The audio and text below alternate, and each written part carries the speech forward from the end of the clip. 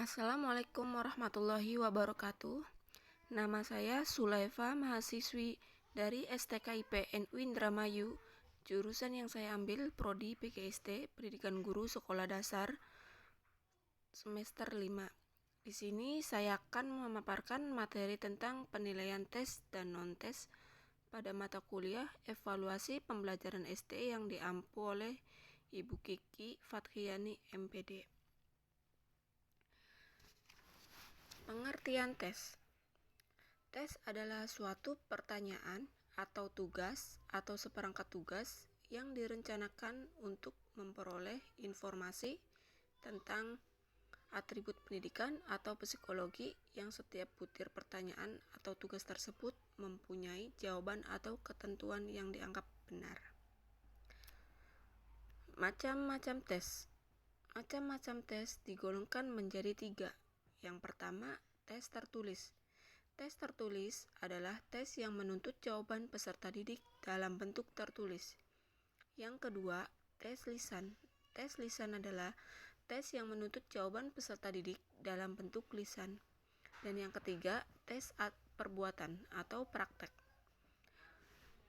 adalah tes yang menuntut jawaban peserta didik dalam bentuk tindakan dan perbuatan. Kelebihan dan kelemahan tes. Yang pertama, kelebihan dan kelemahan tes tertulis. Kelebihannya dapat mengukur kemampuan sejumlah siswa dalam tempat terpisah dalam waktu yang sama. Sedangkan kelemahannya, hasil akan diragukan karena peserta dapat melakukan kecurangan.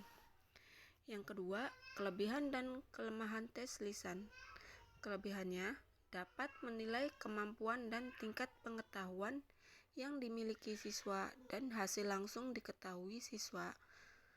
Sedangkan kelemahannya subjektivitas pengetesan. Yang ketiga, kelebihan dan kelemahan tes praktek. Mampu melakukan penilaian sikap dan keterampilan peserta didik dalam tindakan nyata. Itu contoh kelebihannya.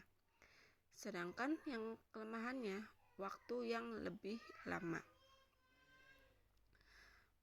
Evaluasi non-tes. Yang pertama, wawancara. Wawancara adalah komunikasi langsung antara yang mewawancarai dan yang diwawancarai atau bertatap muka langsung dengan tujuan yang telah ditentukan. Yang kedua, pengamatan. Pengamatan adalah cara penghimpunan bahan-bahan data yang dilakukan dengan mengadakan pengamatan. Yang ketiga, angket.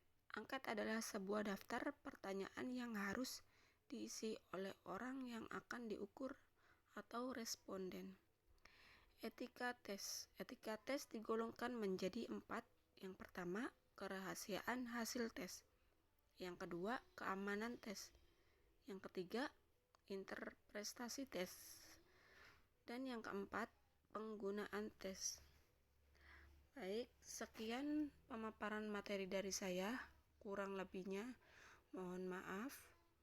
Billahi taufiq wal hidayah. Wassalamualaikum warahmatullahi wabarakatuh.